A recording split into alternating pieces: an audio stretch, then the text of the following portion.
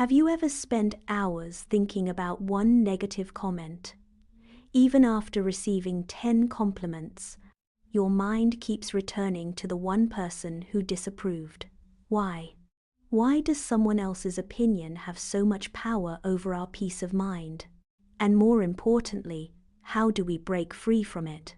Most people believe they are looking for success, but often what they are really looking for is approval.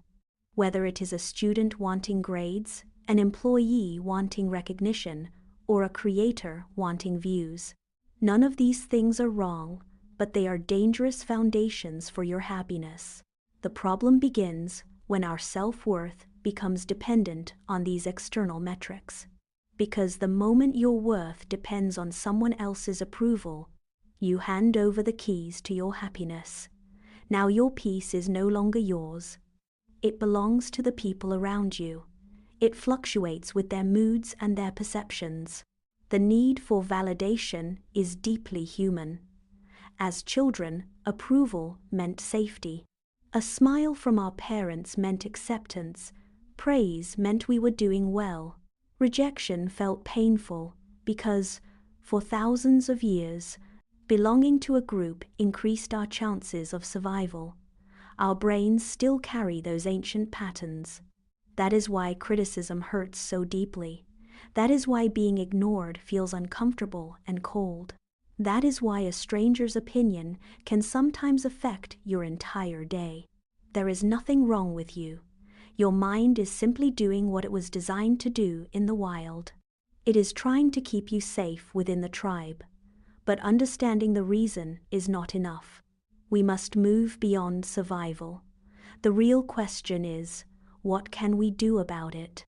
How do we stop this cycle of seeking permission to feel good about ourselves? The next time someone criticizes you, pause.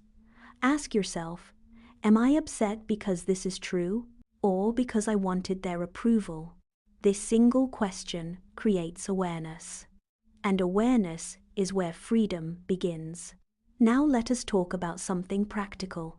Every evening, take 2 minutes and write down, what did I do well today? Not what others appreciated, not what received praise, what you genuinely respect about your own actions. Maybe you exercised when you were tired. Maybe you kept your promise. Maybe you stayed calm during a difficult conversation. Small things matter. Over time, your mind learns to seek approval from a more reliable source, your own conscience. Another important step is learning to separate feedback from identity. A mistake is not your identity. A rejection is not your identity. A criticism is not your identity.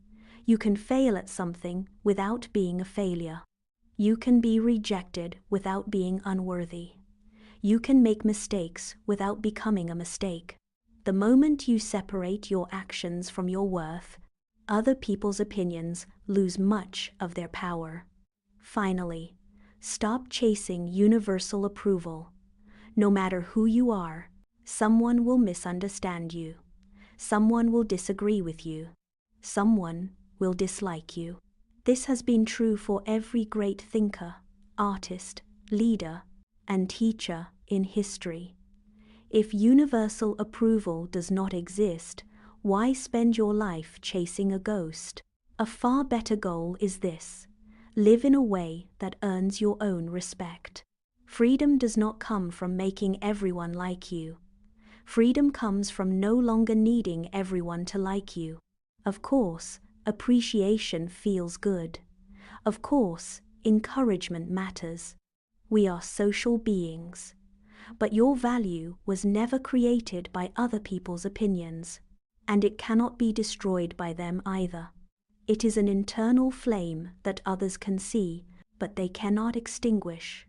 The day you stop asking, do they approve of me, and start asking, am I living according to my values? Something fundamental changes inside your soul. You become stronger and more free. Thank you for listening. Remember, you do not need everyone's approval to live a meaningful life. Sometimes the approval you have been searching for is already waiting within you. It is time to come home to yourself.